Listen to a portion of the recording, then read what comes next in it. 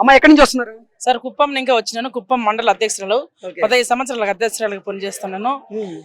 అప్పుడు ఇంకా ఇప్పటి వరకు మా సార్ గారు ఎక్కడ మహానాడు అయితేనే మహిళలు వాళ్ళు స్వతంత్రంగా మహానాడుకి వెళ్ళేది, కానీ మహానాడు అన్ని పాల్గొని 4 రోజుల ముందు జరుగుతూ ఉండే మహానాడు ఇప్పుడు 3 రోజులు చేస్తున్నారు.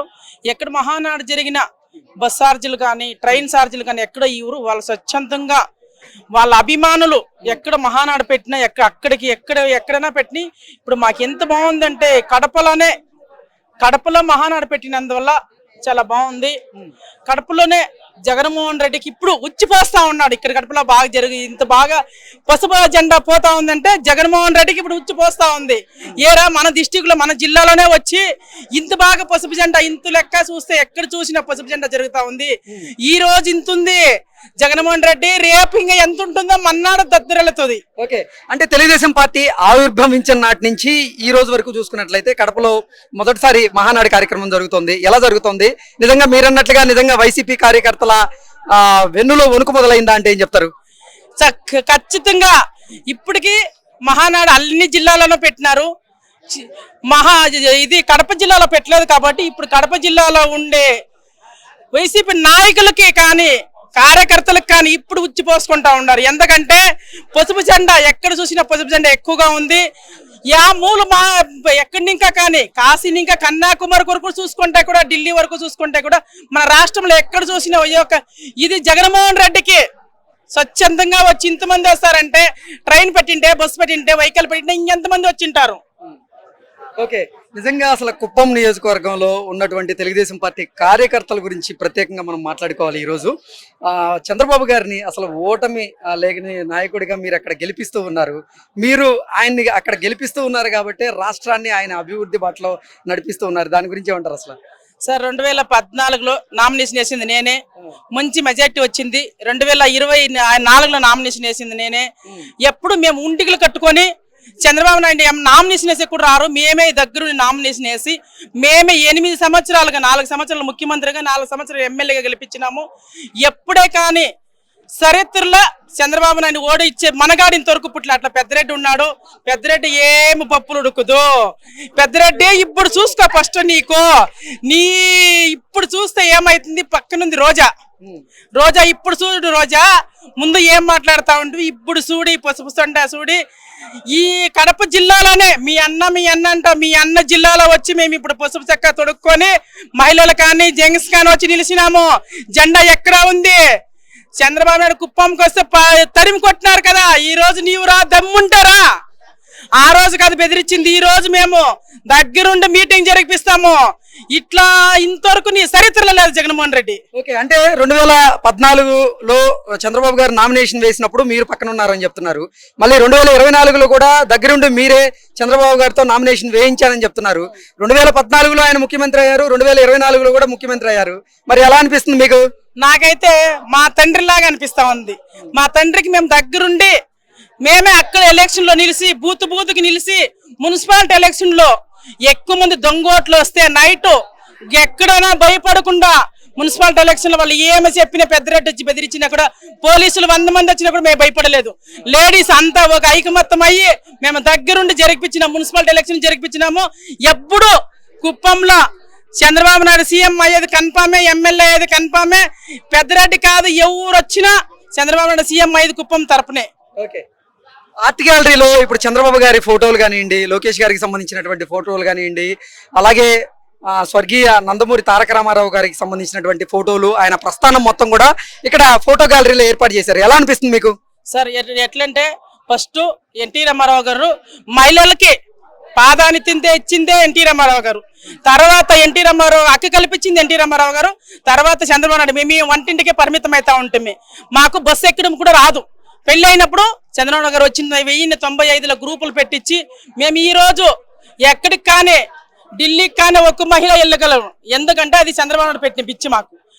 ఇప్పటికీ ఫోటోలు మొత్తం ఎక్కడ చూస్తూ ఉంటేను మా అన్నను అన్ని కరెక్ట్గా జరుగుతూ ఉంది కాబట్టి అది ఎన్టీ రామారావు ఆధ్వర్యంలో జరిగింది కాబట్టి చంద్రబాబు కూడా అప్పటి వరకు చేస్తా ఉన్నాడు. ఓకే, వైఎస్ఆర్సీపీ ప్రభుత్వ హయాంలో జగన్మోహన్ రెడ్డి ముఖ్యమంత్రిగా ఉన్నటువంటి సమయంలో ఆంధ్రప్రదేశ్లో మద్యం కుంభకోణం జరిగిందని అందుకే ఇప్పుడు వైకాపాలో ఉన్నటువంటి నేతలందరూ కూడా ఒకరి తర్వాత ఒకరు కొంతమంది ఆ లిక్కర్ స్కామ్ తో ప్రమేయం ఉన్న వాళ్ళు అరెస్ట్ అవుతూ ఉన్నారు. అదే లిక్కర్ స్కామ్ లో జగన్మోహన్ రెడ్డి కూడా అరెస్ట్ కి రంగం సిద్ధం అవుతుంది అనేటువంటి ప్రచారం జరుగుతుంది. ఆ జగన్మోహన్ రెడ్డిని అరెస్ట్ చేసేటువంటి అవకాశం ఉంటుందంటారా? మీరేమంటారు? సార్ వైసీపీ ప్రభుత్వంలో ఏం జరుగుతుందంటే కర్ణాటక ముందు అమ్ముతా ఉంటారు. ఎక్కడ చూసినా కర్ణాటక మద్యం వస్తా ఉండే కనుక ఆంధ్ర మద్యం ఎక్కడో వస్తా ఉండింది, కర్ణాటక మద్యం ఎక్కువ వస్తా ఉండింది. వాళ్ళ మద్యం కానీ భారతీయ ఉంది వాళ్ళ వైపు. ఎక్కడ చూసినా వాళ్ళు భారతీయది అయితే కానీ ఎవరిది చూసినా దగ్గరలో జగన్మోహన్ రెడ్డి జైలుకి పోతాడు. మా కడుపు ఎంత కాలింది, నా పైన ఉంది 12 కేసులు ఉంది, మా మహిళల పైన ఎక్కువ కేసులు ఉంది. ఎప్పుడు చూసినా టీడీపీ కార్యకర్తల మీద కేసులు పెడతామా? వాళ్ళని ఏమో ఎక్కడ సార్ కొన్నిసార్లు నేను ఇల్లిడిసి పారిపోయిన చరిత్ర ఉంది. జగన్ కేసులు పెట్టారు మీ మీద? నాన్బుల్ కేసు ఏమన్నా ముద్దాగా ఉన్నాను. ఎక్కువ కేసులు చంద్రబాబు నాయుడు జైలుకు పంపించిన రోజు మేము అటుపై కూర్చొని మా మీద కేసు పెట్టినారు. మా మీద కేసు పెడితే నీవు ఎందుకంటే వాళ్ళు కేసు పెట్టారంటే మహిళలు కేసులు పెడితే భయపడిపోతారని, నీవు 100 కేసులు పెడితే కూడా మేము భయపడము. ఇప్పుడు నా పైన కేసు పెట్టినారు అనుకో, పక్కన ఇంకొక మహిళ రాదు, ఇంకొకరు రాదు అనేసి కొంతమంది మహిళల మీద కేసు పెడితే వాళ్ళు భయపడతారు. నేను అప్పుడు కూడా చెప్పాను ప్రెస్ మీట్ లో, సార్ నీ 100 కేసులు పెట్టండి నేను భయపడను. 100 కేసులు పెడితే ఏం కేసు పెడితే ఈ రోజు కేసు పెడతారు రేపు వస్తాం, ఇప్పుడు ఏమైపోతుంది? భయం ఏమి లేదు. ఇప్పుడు ఫస్ట్ కేసు పెట్టినప్పుడు కొంచెం భయం ఉంది, రెండో కేసు ఇప్పుడు 10 కేసులు పెట్టిన ఏం ప్రాబ్లం లేదు, 100 కేసులు పెట్టిన ప్రాబ్లం ఏం లేదు. ఇప్పుడు ఏంటి మరి మీ కూటమి ప్రభుత్వం అధికారంలోకి వచ్చింది కదా, మీ మీద ఉన్నటువంటి కేసులు కొట్టేశారా? ఇంకా లేదు సార్. ఇప్పుడు అంటే చట్టానికి మనం కూడా వ్యతిరేకం చేయకూడదు. చట్టం ఎట్లుందో అట్లే దాన్ని ఫాలో చేయాలి. ఇప్పుడు మన సీఎం జగన్మోహన్ రెడ్డి ముఖ్యమంత్రిగా ఉన్న సమయంలో మీ మీద అక్రమ కేసులు పెట్టారని చెప్పి మీరే చెప్తున్నారు కదా, మరి అక్రమ కేసులే కదా? అక్రమ కేసులు అయితే కూడా సార్ పద్ధతి ప్రకారమే దాన్ని తొలగించాల. పద్ధతి లేకుండా తొలగిస్తే అది మనకు వర్తించదు. అది పద్ధతి ఎట్లుంటదో అట్లే. ఇప్పుడు మా సీఎం గారు ఉన్నారు, మనం కొట్టించని పోయి మనం లాయర్ని అడిగేకైతుందా?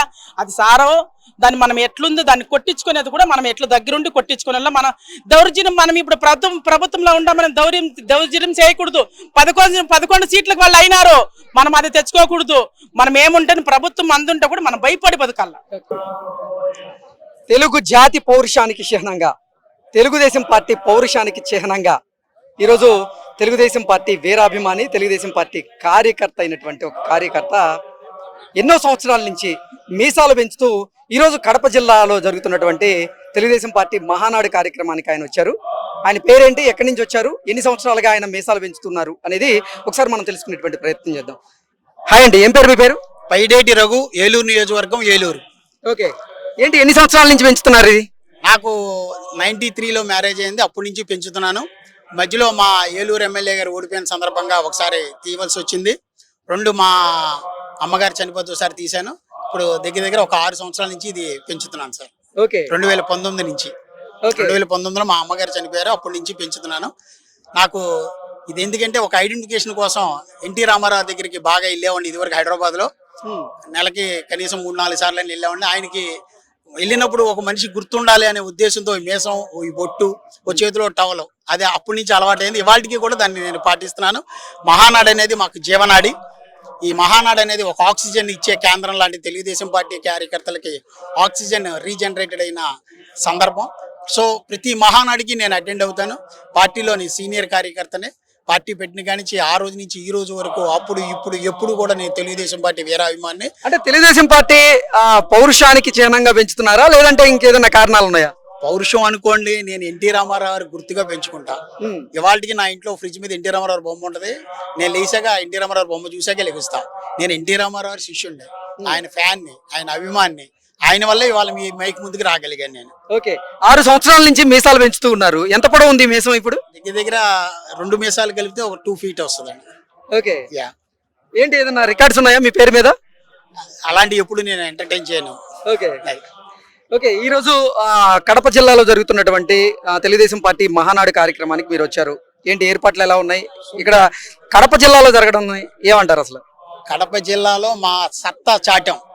కడప జిల్లాలో బాలకృష్ణ గారు ఎన్నోసార్లు కడప జిల్లాలో రాయలసీమ ఫ్యాక్షనిస్ట్ సినిమాలు తీసి తొడగొట్టారు. ఇవాళ తెలుగుదేశం పార్టీ తొడగొట్టింది. కడప జిల్లా తెలుగుదేశం పార్టీ అడ్డా. ఎంతో మంది ఎన్నో రకాలుగా ఈ ప్రాంతాన్ని సస్యశ్యామలం కాకుండా అడ్డుపడ్డారు. ఇవాళ తెలుగుదేశం పార్టీ వచ్చాక ఎన్నో రకమైన ప్రయోజకరమైన ప్రాజెక్టులు తీసుకొచ్చి రాయలసీమని రత్నాలసీమ చేయడానికి ప్రయత్నిస్తుంది. అందుకు ఉదాహరణకి అంకురార్పణ ఈ మహానాడు అని చెప్పి తెలియజేసుకుంటాం. ఏంటి మీసాలు పెంచే క్రమంలో మీకు ఏమైనా ఇబ్బందులు ఎదురయ్యాయా? ఏమీ లేవు సార్, ఇబ్బంది ఏమీ లేదు. కాకపోతే గడ్డం చేసుకుంటే ఒక గంట సేపు టైం పడుతుంది, చాలా జాగ్రత్తగా ఒళ్ళు దగ్గర పెట్టి చేయాలి. తేడా వస్తే వెళ్ళిపోతాయి, తక్కువ వెళ్ళిపోతాయి. ఓకే ఓకే, గడ్డం చేసేటప్పుడు చాలా జాగ్రత్తగా చేసుకుంటారు అయితే. 1 ఇయర్ 1 అవర్ పట్టుద్ది. జాగ్రత్తగా పట్టుకొని చూసుకొని ఏంటి కట్ అవ్వట్లేదని చూసుకుంటూ కట్టుకుంటూ రావాలి. ఓకే, ఏంటి సంపంగి నూనె ఏదైనా పెడతారా ఈ మీసాలకి? ఏం అక్కర్లేదండి, బాడీలో జన్యు బాగుంది, ఆటోమేటిక్ పెరుగుతాయి. నేను ఏ నూనె రాయను, తలకి రాయలేదు, మీసానికి రాయలేదు. ఎప్పుడు ఓకే, నేచురల్ గా నా బాడీలో పెరిగే తత్వం ఉంది, పెరుగుతున్నాయి. Okay, Guinness book of world records లో ఎందుకు ట్రై చేయలేదు మీరు? నాకన్నా పెద్ద ఉన్నాయి, చాలా మంది పెంచారు. అయినా సరే నాకు రికార్డ్స్ మీద అంత ఇంట్రెస్ట్ లేదు, అవగాహన లేదు. ఓకే, థ్యాంక్ యూ అండి. Thank you.